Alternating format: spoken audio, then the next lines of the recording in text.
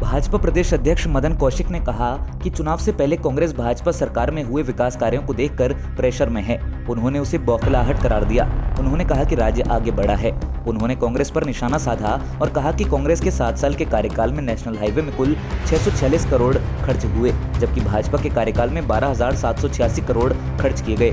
All weather road और Rishikesh Karnaprayag rail परियोजना ऐतिहासिक कार्य भाजपा ने करके दिखाया है।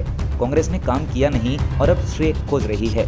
भाजपा सरकार में केदारनाथ का भव्य स्वरूप निखर कर सामने आया तो गैरसैंण को राजधानी का दर्जा मिला।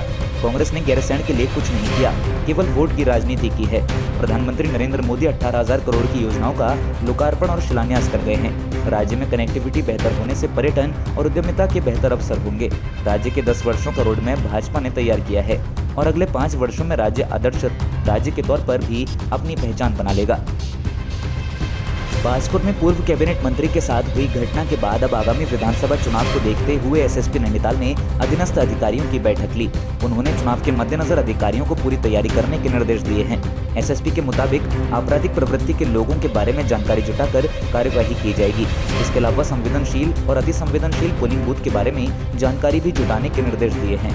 पुलिस उन जगहों की भी जानकारी जुटा रही है जहां चुनाव के दौरान गड़बड़ी की आशंका हो सकती है।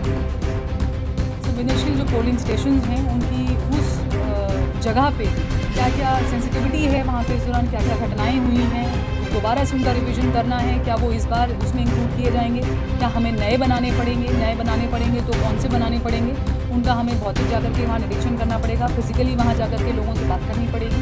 इसके संबंध में भी सभी को निर्देश दिए गए। क्रिमिनल टाइप के लोगों को जितने भी ऐसे लोग हैं पुराने आपराधिक इतिहास वाले हों, चाहे वो हमारे एक्टिव लिस्ट भी बनाने के लिए सभी को बता दिया गया है। चुनाव से पहले हमारी एक्टिव लिस्ट रेडी रहेगी और जब भी ऐसा आता है तो उनके खिलाफ कार्रवाई भी की जाएगी। और जितने भी हमारे आपराधिक प्रवृत्ति के लोग हैं उनका जिनका आपराधिक इतिहास रहा है उन पर गुंडा गैंगस्टर 110D की कार्रवाई भी की जाएगी। देहरादून में मुख्यमंत्री पुष्कर सिंह धामी तपोवन रोड स्थित होमगार्ड्स मुख्यालय में स्थापना दिवस पर बतौर मुख्य अतिथि पहुंचे। मुख्यमंत्री ने घोषणा की कि कोविड के दौरान लगातार कोविड ड्यूटी में तैनात सभी होमगार्ड्स जवानों को 6,000 रुपये की एकमुश्त प्रोत्साहन राशि दी जाएगी। मुख्यमंत्री ने इस दौरान केंद्रीय प्रशिक्षण संस्थान थानों की छात्रावास तथा जिला कमांडेंट होमगार्ड कार्यालय हरिद्वार का लोकार्पण भी किया। मुख्यमंत्री पुष्कर सिंह धामी ने भव्य परेड की सलामी ली और विभागीय स्मारिका का विमोचन किया। इस अवसर पर मुख्यमंत्री ने होमगार्ड्स तथा नागरिक सुरक्षा विभाग के अधिकारियों को उनके कार्यों के प्रमाण पत्र से सम्मानित किया। मुख्यमंत्री ने कहा कि होमगार्ड्स के जवान पूरे समर्पित भाव से जनसेवा और पुलिस को सहयोग करते आ रहे हैं।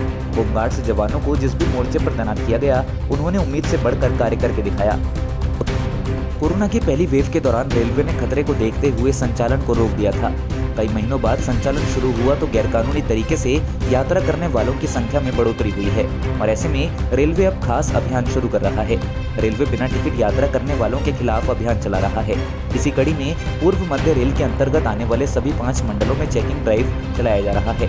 आंकड़ों के मुताबिक पिछले 1 महीने में ईसीआर के सभी मंडलों में चेकिंग के दौरान 3.5 लाख से ज्यादा ऐसे लोगों को पकड़ा गया है जो ट्रेनों में बिना टिकट यात्रा कर रहे थे।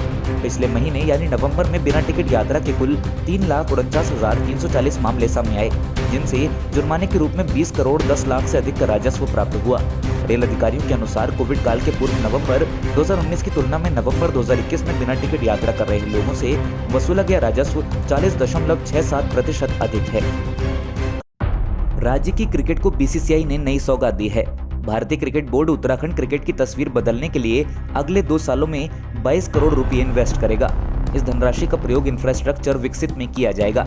इसके अलावा पर्वतीय जिलों में भी मैदान व टर्फ विकेट बनाए जाएंगे। इस बारे में जानकारी क्रिकेट एसोसिएशन ऑफ उत्तराखंड के सचिव महिम वर्मा ने दी। वर्मा कोलकाता में हुई बीसीसीआई की 90वीं वार्षिक आम सभा का हिस्सा रहे थे और उत्तराखंड क्रिकेट को बढ़ाने के लिए बोर्ड ने आश्वासन दिया है। महिम वर्मा ने कोलकाता में बीसीसीआई अध्यक्ष सौरभ गांगुली, सचिव जय शाह और कोषाध्यक्ष अरुण धूमल से मुलाकात की। उत्तराखंड में वर्ल्ड क्लास क्रिकेट इंफ्रास्ट्रक्चर विकसित करने का प्लान बोर्ड ने बनाया है। बीसीसीआई उत्तराखंड में इस वर्ष 10 करोड़ व अगले वर्ष 12 करोड़ रुपए क्रिकेट इंफ्रास्ट्रक्चर में निवेश करेगा। ऐसा होने से पहाड़ में भी अच्छी क्रिकेट शुरू हो पाएगी और खिलाड़ियों को शहर का रुख करने पर निर्भर नहीं होना पड़ेगा।